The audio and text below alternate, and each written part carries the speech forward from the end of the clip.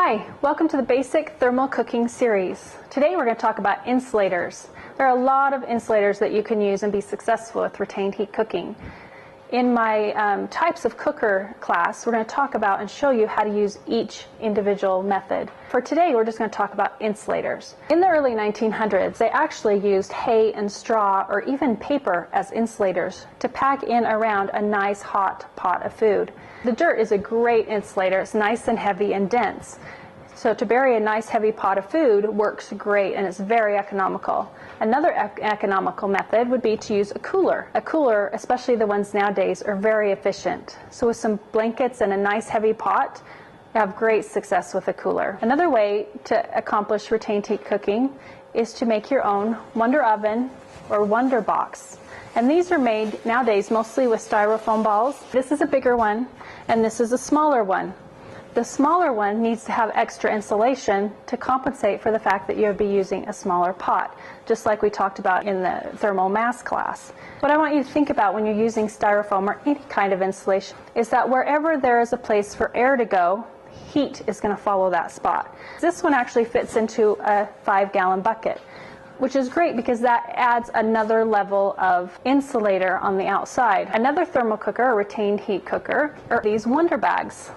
And these come out of Africa, and they have like cut up foam in here. And so you can just tell by filling it that there's really not places for air to go and escape. And they open up nicely, and this I could actually transport my lasagna in a dripper pan in this by putting the lid, the hard lid on my dripper pan,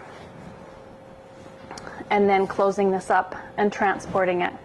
And it will stay nice and hot in there for hours. Now we have probably the most efficient form of insulator, which is a vacuum sealed type of insulator like a thermos.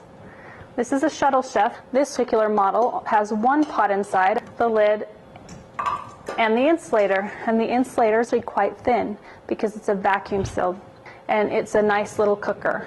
Let's talk about the foam insulated thermal cookers like the Saratoga Jack thermal cooker. Okay, this is a 7-liter thermal cooker, and this is a 5.5-liter thermal cooker. The Saratoga Jacks comes with 2 different pots inside.